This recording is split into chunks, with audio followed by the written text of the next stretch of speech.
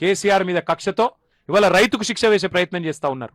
నేను గౌరవ ముఖ్యమంత్రిని, ఈ రాష్ట్ర ప్రభుత్వాన్ని, తెలంగాణ రైతుల తరపున కోరేది ఒకటే. కన్నెపల్లిలో ఇవాళ కళ్ళ ముందు నుంచే 1,00,000 క్యూసెక్ల నీళ్లు పోతున్నాయి. మీరు తప్పించుకోజాలరు. మీ బాధ ఏందో మాకు అర్థమైంది. ఏంటిది మీ బాధ?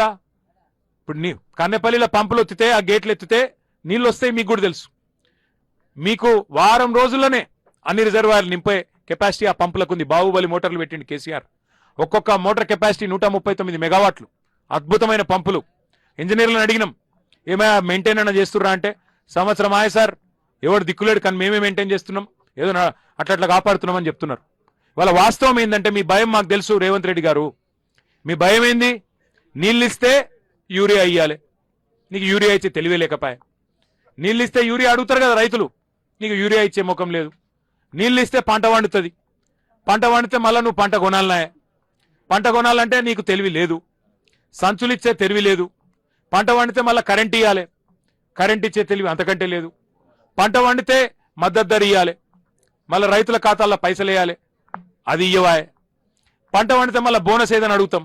నీ భయం ఏంటంటే, రైతులు ఎండినా పర్వాలేదు, తెలంగాణ నాశనమైనా పర్వాలేదు, కానీ ఇట్లనే బదనాం చేసుకుంటా బతకాలి, ఇంకో 2 ఏళ్ళు టైంపాస్ చేయాలి అని నువ్వు అనుకుంటున్నావు. ఎన్డీఏ వీటిని అడ్డం పెట్టుకుని బతుకుదాం అనుకుంటా ఉన్నావు. నేను రేవంత్ రెడ్డి గారికి చెప్తున్నాను, నువ్వెన్ని కథలు పడ్డా, వాస్తవం ఏంటంటే నువ్వెన్ని కథలు పడ్డా, కాళేశ్వరం అనేది ఈ రాష్ట్రానికి ఒక వరం. కాళేశ్వరం కేసీఆర్ గారు మనకిచ్చిన ఒక అద్భుతమైన వరం.